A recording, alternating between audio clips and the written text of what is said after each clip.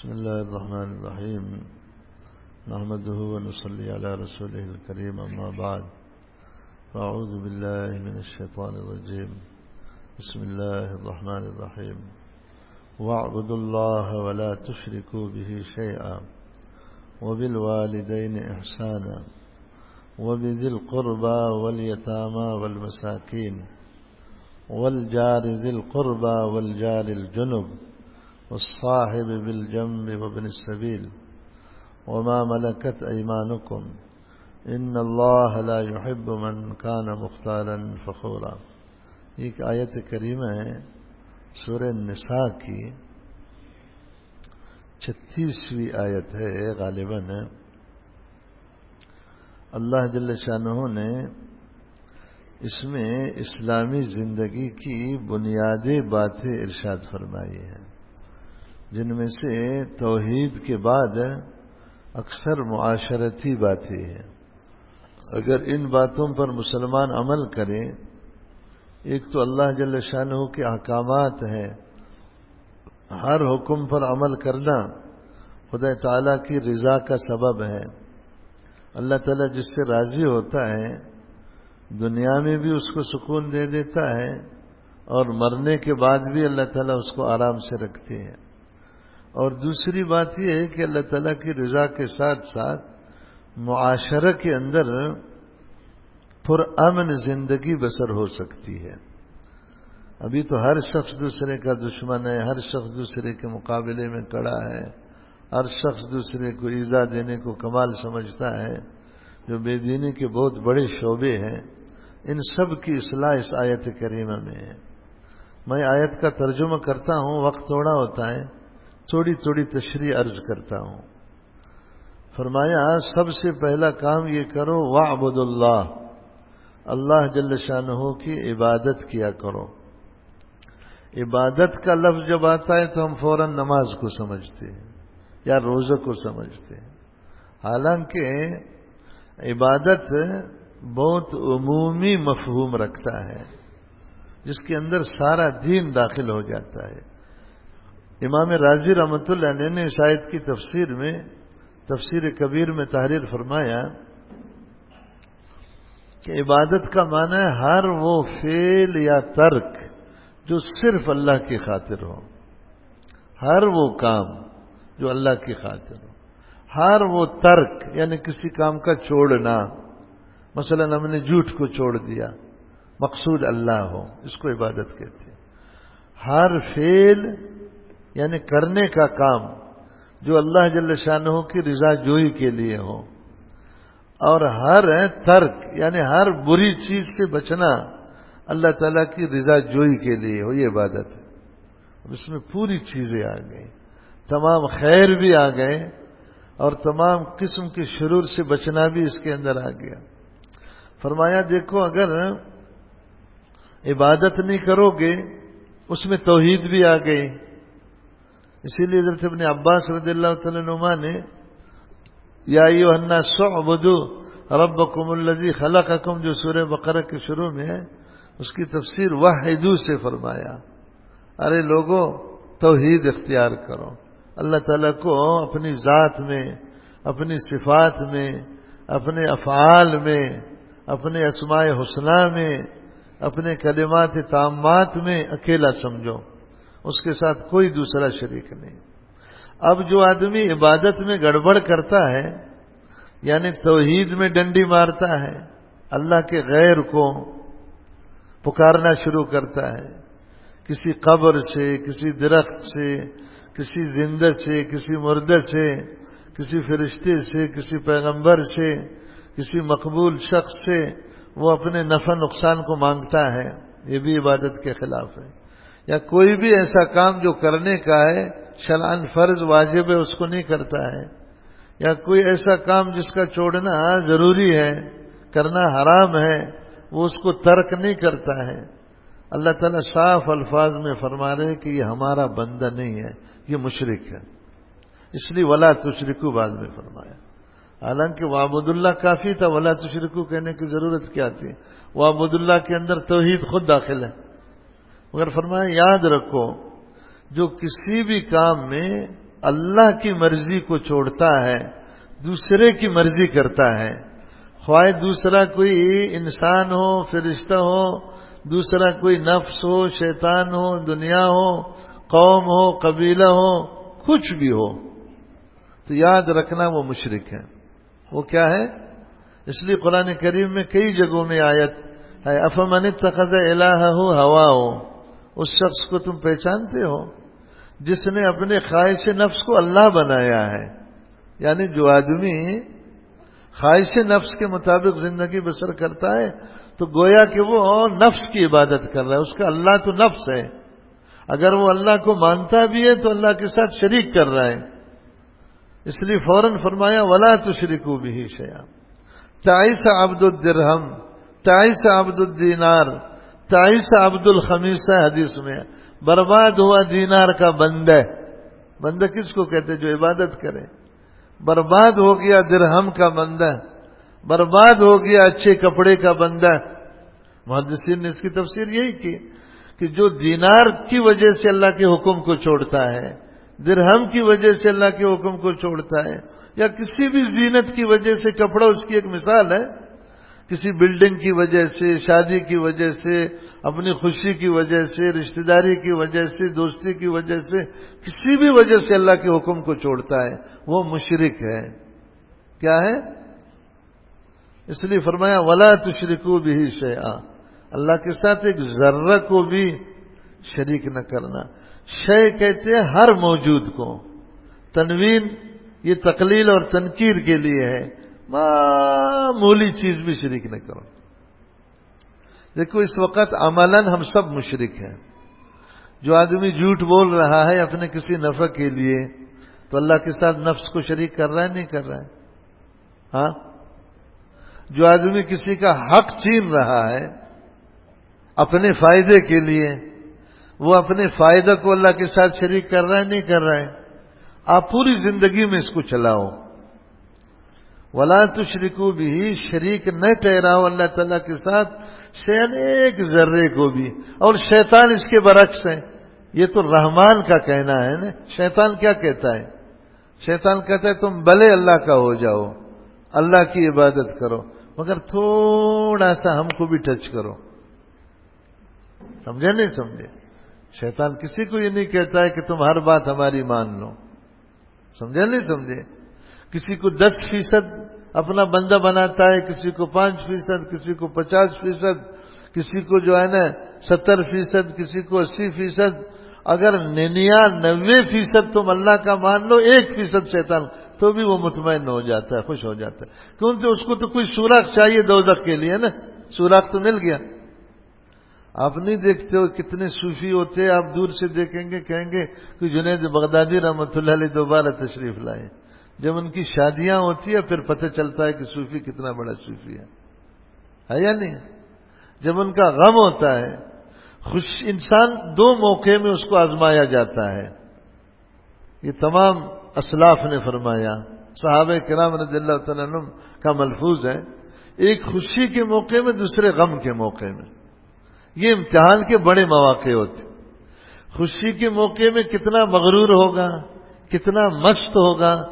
کئی لوگ خر مست ہو جاتے ہیں، گدھے کو ڈھینچو ڈھینچو کرتے دیکھا ہے جو مست ہو جاتا ہے، گدھے کا بھی ابا بنتے ہیں خوشی کے موقع میں۔ ہاں، پیسہ آ جائے ایسی بڑی بڑی باتیں کریں گے، پیسہ آ جائے لوگ ان کو مکڑی مکی چیونٹیاں نظر آنا شروع ہو جائیں گے۔ سمجھ میں نہیں آئی بات؟ عزت مل گئی، عہدہ مل گیا، ڈگری ہو گئی، آسمان پر چڑھ جاتے، کسی کو خیال میں بھی نہیں لاتے۔ یہ بڑا امتحان ہے کہ اس وقت یہ شکر کرے گا یا نہیں کرے گا، عاجزی اللہ کے سامنے اس کی بڑھے گی یا نہیں بڑھے گی۔ فتح مکہ جیسی کامیابی تو مسلمانوں کو کبھی نہیں ملی تھی نا۔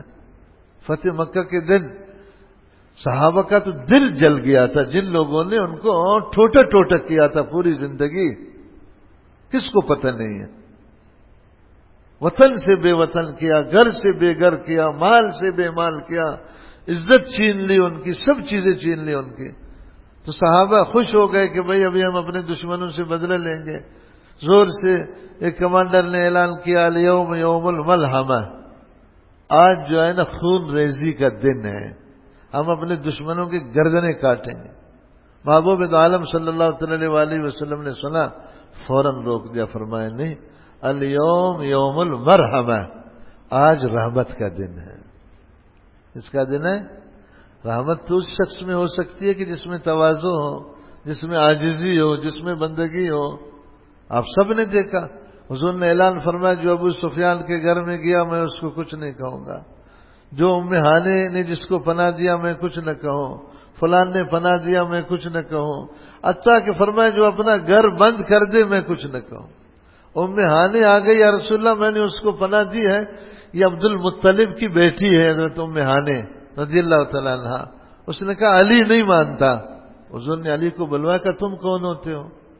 جس کو ام ہانے نے پناہ دیا اس کو ہم نے پناہ دیا، جس نے اپنا دروازہ بند کیا ہم اس کو کچھ نہیں کہیں گے۔ اندازہ کرو یار، سیرت میں لکھا ہوا ہے کہ حضور اتنے عاجزی سے اندر داخل ہو گئے کہ آپ کا سر مبارک جو ہے نا سواری کے اوپر ایسے لگ رہا تھا، یعنی عملاً عاجزی دکھا رہے تھے کہ نعمت کے وقت کیا کرنا ہوتا ہے آدمی کو۔ جب فتح مل جائے، خوشی مل جائے، سہولت مل جائے، آرام مل جائے تو آدمی کو کیا کرنا ہے۔ دوسرا امتحان غم کے وقت ہوتا ہے، جب مصیبت آتی ہے، پریشان، جیسے نعمت کے بے شمار قسمیں ہیں نا، تو مصیبت کے بھی تو بے شمار قسمیں ہیں۔ تو آپ کو پتہ ہے مصیبت کے وقت بھی ہم ہتھیار ڈال دیتے ہیں، تھوڑی سی مصیبت آئے سے جزب فضا کرے گا جیسے آسمان سر پر گر گیا۔ بھئی جزب فضا کرنا ہے تو اللہ کے سامنے کرو نا، اللہ کے سامنے جتنا جزب فضا کریں گے اتنا اجر ملے گا، لوگوں کے سامنے جزب فضا کرنے کا کیا فائدہ ہے۔ سمجھدار لوگ جائز اسباب اختیار کر کے مطمئن ہو جاتے ہیں، سارا کچھ اللہ کی طرف سے ہوتا۔ آپ نہیں دیکھتے ہو ہمارے غموں میں کفریہ کلمات تک لوگ کہہ جاتے ہیں، میڈیا میں آتا ہے، اخباروں میں شائع ہوتا ہے کہ فلان کے بے وقت موت پر ہمیں بڑا صدمہ ہوا۔ کلمہ کفر نہیں ہے یہ۔ کوئی جوان مرتا ہے تو لوگ کیا کہتے ہیں، اس کے مرنے کا ٹائم نہیں تھا۔ تو نر کا بچہ تمہارے ہاتھ میں کسی کا مارنا یا کسی کا جلانا، تم جانتے ہو ٹائم کیا ہوتا ہے۔ اتنے خطرے کی باتیں ہیں۔ کئی لوگ تو صاحب کہتے ہیں کہ اسرائیل علیہ السلام کو علیہ باللہ کوئی گھر نظر نہیں آتا ہے، وہ جب بھی اس بستی میں آتے ہیں تو ہمارے گھر میں آتے ہیں۔ حدیث میں دو آوازوں پر اللہ کی لعنت ہے، ایک گانے کی آواز پر، دوسرے نوحہ کی آواز پر۔ جو غم کے وقت چیختے ہیں لوگ، خاص طور خواتین، پیٹتی ہے، روتی ہے، اللہ لعنت بھیجتے ہیں۔ مصیبت میں کون سے گناہ ہم نہیں کرتے، آپ ذرا سروے کرو۔ لوگ بیماری میں ہندوؤں سے جا کر تعویذیں لیتے نہیں لیتے، عیسائیوں کے پاس جاتے نہیں جاتے، جگریوں کے پاس جاتے نہیں جاتے، دم کرانے کے لیے مشرکوں کے پاس پہنچتے نہیں پہنچتے۔ کون سا حرام کام ہے جو ہم نہیں کرتے؟ نہ رشوت سے بچتے ہیں، نہ سود سے بچتے ہیں، کہ اگر کوئی کہے کہ مجبور ہے۔ بھائی مجبوری بابا آدم سے قیامت تک چلے گی نا، یہ دنیا ہے، جنت تو نہیں ہے۔ اللہ کو پتہ نہیں تھا کہ لوگ مجبور ہوں گے، اور مجبوری بھی تو اللہ لاتا ہے، اس کے حدود شریعت نے ہمیں کیوں دیے ہیں؟ شریعت میں جو اصول ہیں، خوشی کے اصول ہے، غم کے اصول نہیں ہے، شکر کے اصول ہے، صبر کے اصول نہیں ہے۔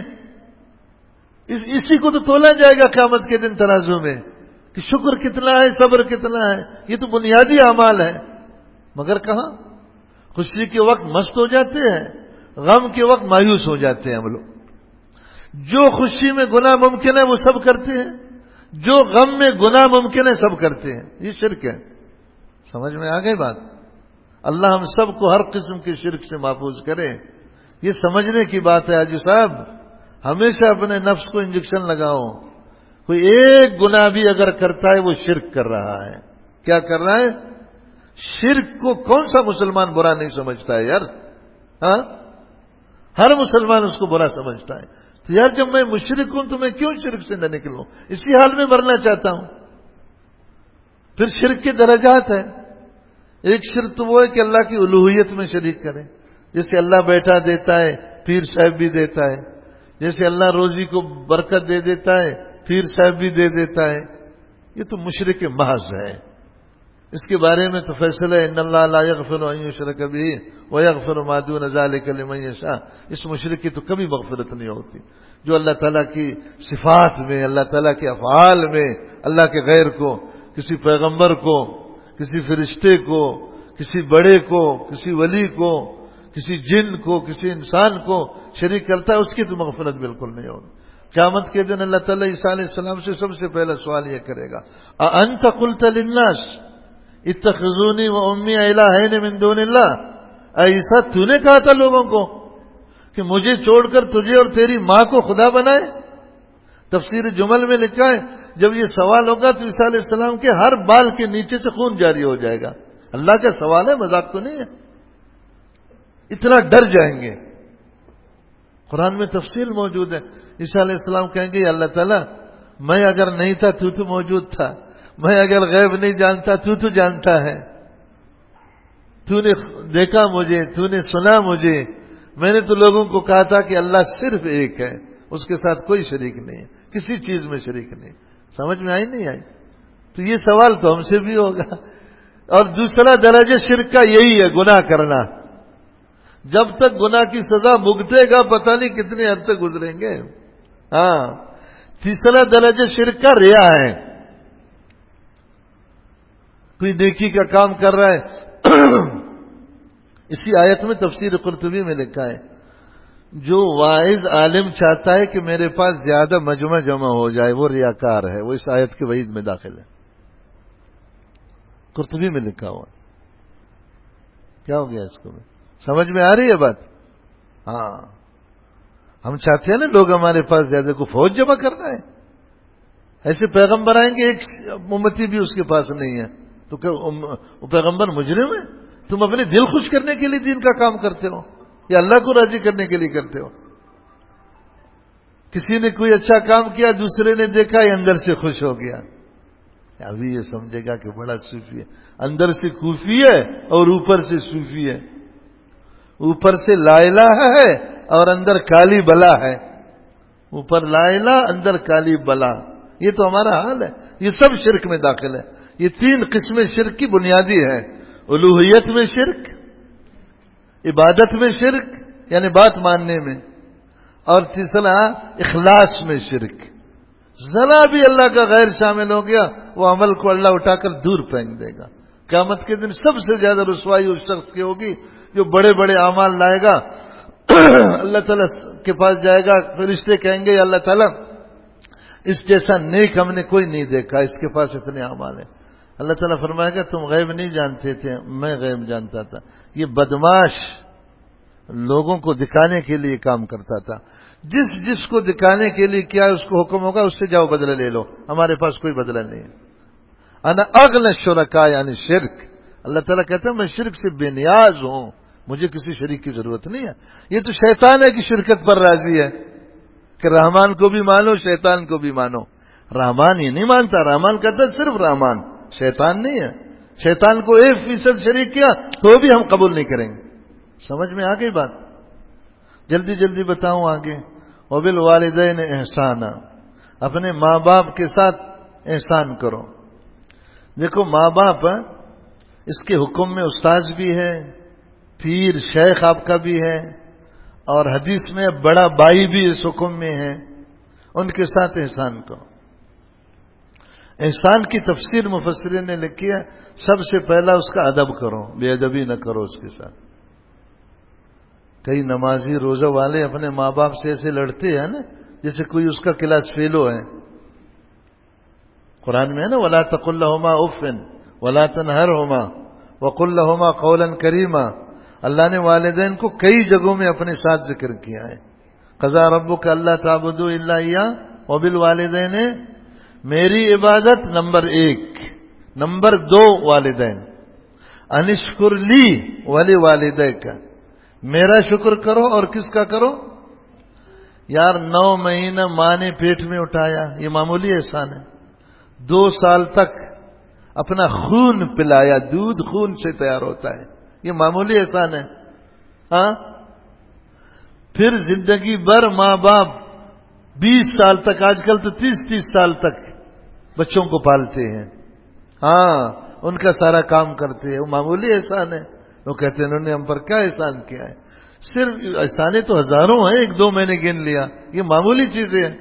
سب سے پہلا اس کا حق ہے ادب کرنا. چپ کرو، اس کو جواب مت دے دو، اس کا مقابلہ نہ کرو، اس سے بحث مباحثہ مت کرو. سمجھا نہیں سمجھے؟ اگرچہ وہ غلط بات کہے، صبر کرو، چپ کرو. اللہ کا حکم ہے، یہ وزیر اعظم کا حکم نہیں ہے، گورنر کا حکم نہیں ہے. حاجی صاحب وزیر اعظم ناراض ہوگا، زیادہ سے زیادہ کیا کرے گا؟ آپ کو جیل میں ڈالے گا نا، یا موت اس کے ہاتھ میں ہے. ہاں، اللہ کے ہاتھ میں تو سب کچھ ہے. دنیا بھی برباد کر سکتا ہے، آخرت بھی برباد کر سکتا ہے. نمبر 2، اس کے ساتھ محبت ہو. جناح الذل من الرحمہ، یعنی آپ اپنے پر اس کے سامنے نیچے کرو، شفقت ہو اندر. محبت کیسے ہوگی کہ یار انہوں نے میرے ساتھ کتنی محبت کی ہے. چھوٹے بچے کو دیکھو، اس کا باپ اس سے کتنی محبت کرتا ہے. نہیں کرتا ہے؟ وہ قرض تو ادا کرو. ماں اس سے کتنی محبت کرے گی اس چھوٹے بچے سے جو آپ کے ساتھ بیٹھا ہوا ہے یا نہیں ہے؟ ابھی 2 گھنٹہ دیر کرے ماں رونا شروع کرے گی. وہ آپ سے کتنے محبت کرتے تھے، اس قرض تو ادا کرو. دوسرا ان کا حق ہے، ان سے محبت کرو، دل سے محبت کرو. جس سے محبت ہوتی ہے تو اس کی غلطیاں بھی آدمی کو اچھائیاں معلوم ہوتی ہے، نہیں ہوتی. تیسری چیز ان کی خدمت ہے. خدمت، جانی خدمت، مالی خدمت، نفسیاتی خدمت، جس طرح کی خدمت کر سکتا ہے. کئیوں کے والدین، استاد، شیخ مال کے محتاج ہوتے ہیں، ان کے پاس مال ہے، اس کو مال دے دیں. کئیوں کی جان کے محتاج ہوتے ہیں، وہی اس کو چابی کی ضرورت ہے. اتنا چھوٹے بچے کو ماں باپ سر پر اٹھا کر گھماتے تھے؟ نہیں گھماتے تھے. اب وہ قرض تو ادا کرو کہ وہ تمہیں سر پر گھما رہے تھے تو تم بھی تو کبھی سر پر گھماؤ جب وہ مجبور ہے، جسمانی خدمت کے محتاج ہے. ہر قسم کی خدمت. نمبر 3. نمبر 4، اطاعت.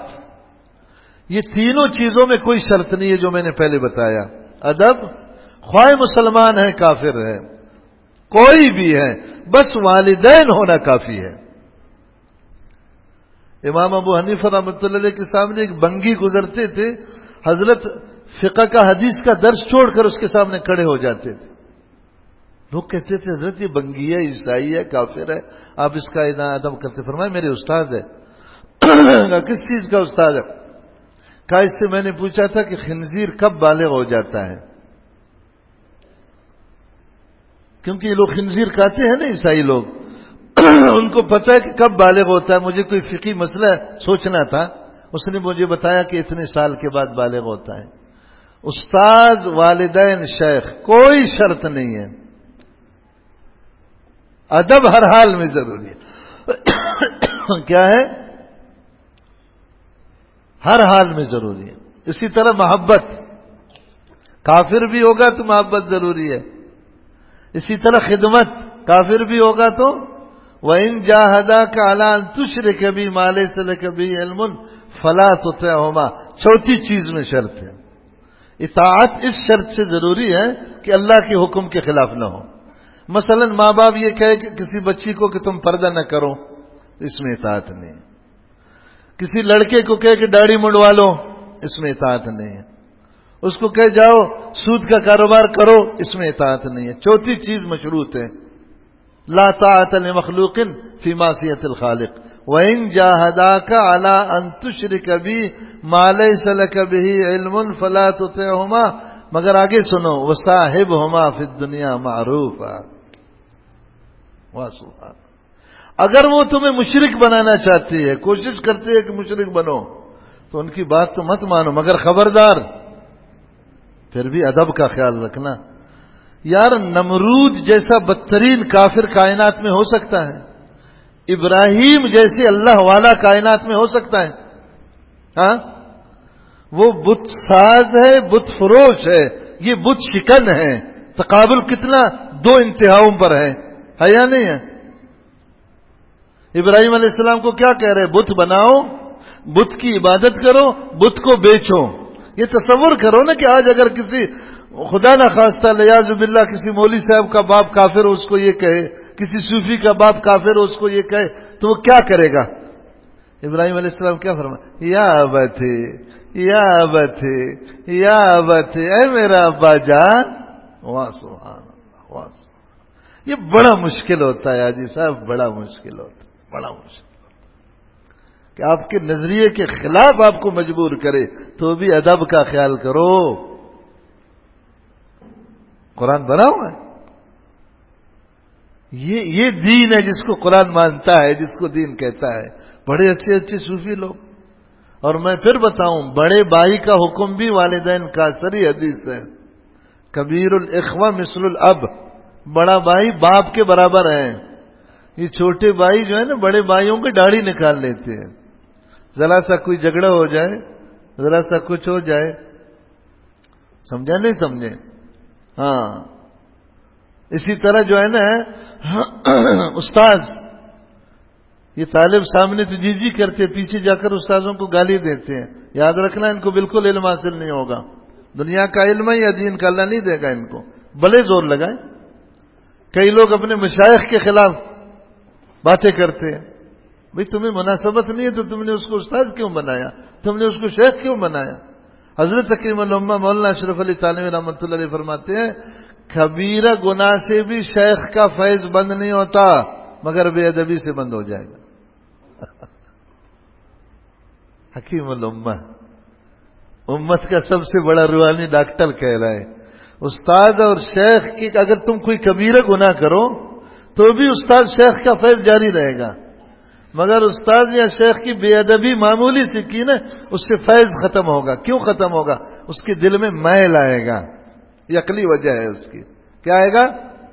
میل کا مطلب ہے، آپ نے سندھ میں دیکھا ہے جو واہوں سے چھوٹے چھوٹے واہ نکالتے ہیں، ایک جو ہے نا چپٹی ہوتی ہے، وہ پانی کے منہ پر رکھ دیتے ہیں، پانی بند ہو جاتا ہے. میل کی وجہ سے فیض بند ہو جائے گا.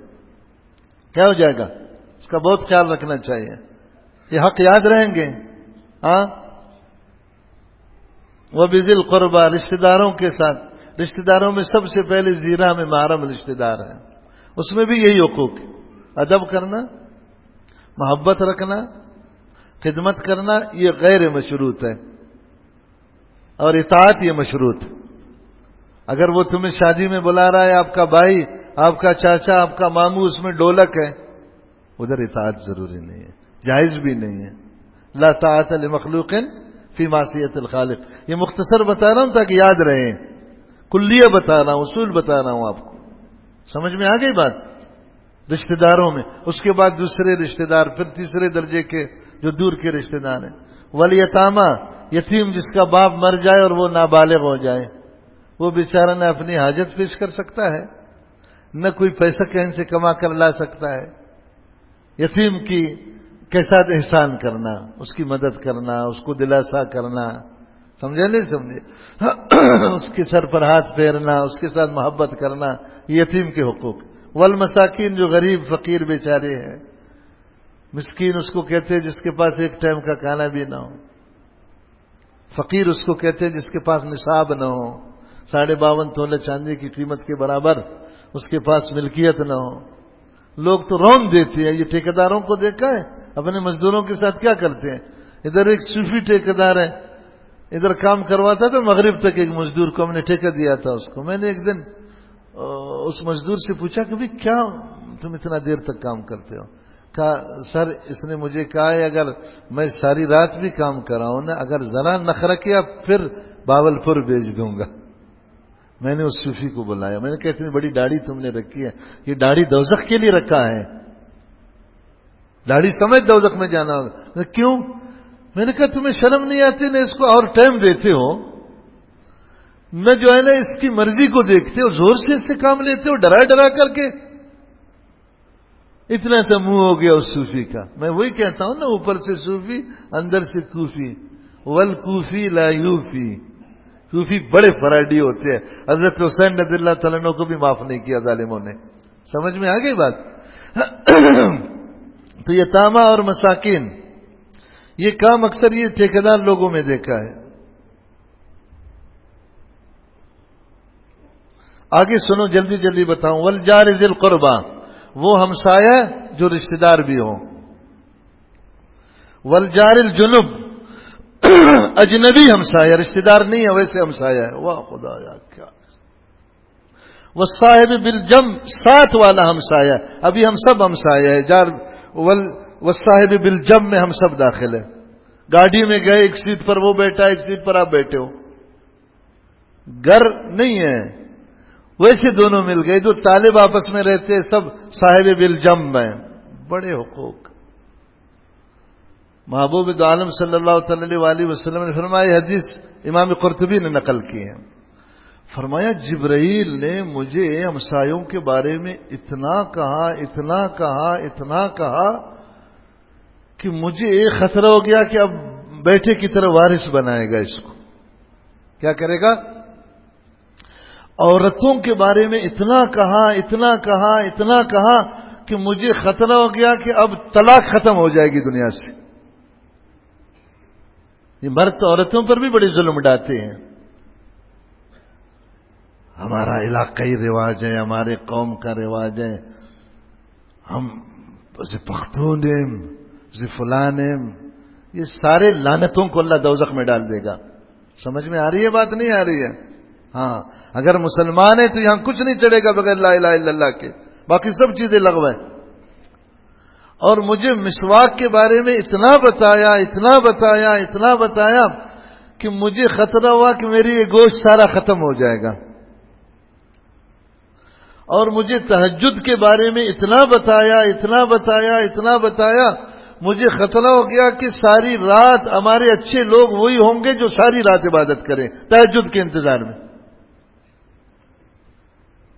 سمجھ میں آ گئی نہیں آئی بات؟ اما عائشہ صدیقہ رضی اللہ عنہا فرماتی ہے اونٹ ذبح کیا تھا، ہم اس کے گوشت کاٹ رہے تھے. حضور نے سب سے پہلے آ کر یہ سوال کیا، یہودی ہمسایہ کو گوشت بھیجا ہے؟ یہودی ہمسایہ کو؟ میں نے کہا نہیں. فرمایا پہلے اس کو بھیجو. اس میں بھی کوئی فرق نہیں ہے، کافر ہے، مسلمان ہے، اچھا ہے، برا ہے، فاسق ہے، صالح ہے، نمازی ہے، بے نماز ہے، نہیں حقوق. اور ایک عجیب حدیث آپ کو سناؤں، یہ بھی امام قرطبی نے نقل کیا ہے کہ ایک دفعہ رسول پاک صلی اللہ علیہ وسلم سفر میں ایک صاحب کے ساتھ جا رہے تھے.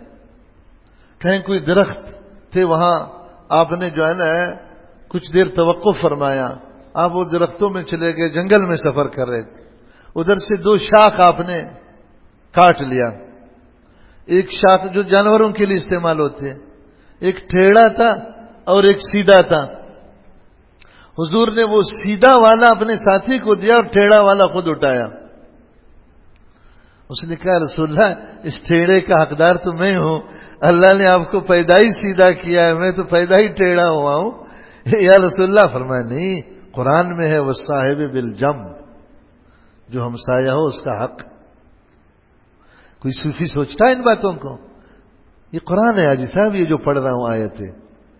صوفیو، حاجیو، یہ قرآن ہے. وہ صاحب بالجنب، جو 10 منٹ تمہارے پاس بیٹھے گا اس کا حق ٹچ ہو گیا. کتنے لوگوں کی ہم غیبتیں کرتے ہیں ان کے اٹھنے کے بعد، کتنے لوگوں کے کپڑے نکالتے ہیں. یہ پڑھنے والے کرتے ہیں، دوسروں کو تو چھوڑو. اسی لیے تو کہتے ہیں نا دین کی سمجھ بغیر صالحین کی صحبت کے حاصل نہیں ہو سکتی. صالحین کی صحبت سے کیا ملتا ہے؟ اللہ والوں کی صحبت سے کیا؟ یہی تو ملتا ہے کہ وہ قرآن پر عمل کرتے ہیں اور ہم عمل نہیں کرتے. ہمارا اسلام صرف یہ گٹکلو تک ہے. یہ حدیث میں عناجر فرمایا آخر زمانے میں لوگ آئیں گے، قرآن ان کی ترقوق سے نیچے نہیں جائے گا. مخارج ادھر تک ہے نا، اقصائے حلق تک ہے. السنتہم احلی من السکر، ان کی زبانیں گنڈیری سے بھی زیادہ میٹھے ہوں گے، چینی سے بھی زیادہ میٹھے ہوں گے. قلوبہم قلوب الذئاب، ان کے دل بیڑیے کے ہوں گے. کس کے ہوں گے؟ یہ حضور نے پیشین گوئی فرمائی آخر زمانہ کے لوگوں کے بارے میں. اسلام صرف زبان پر ہوگا، عمل میں کوئی اسلام نہیں ہوگا. عملی طور پر آج کا مسلمان منافق ہو چکا ہے. کیا ہو چکا ہے؟ سمجھ میں آ گئی نہیں آئی؟ وہ صاحب بالجنب، تین ہمسایہ ہو گئے. ایک وہ ہمسایہ جو رشتہ دار ہے، دوسرا وہ ہمسایہ جو بیگانہ ہے، تیسرا جو ہمسایہ جو تھوڑی دیر کے لیے ہے، سفر کا ہمسایہ. سمجھ میں آئی نہیں آئی؟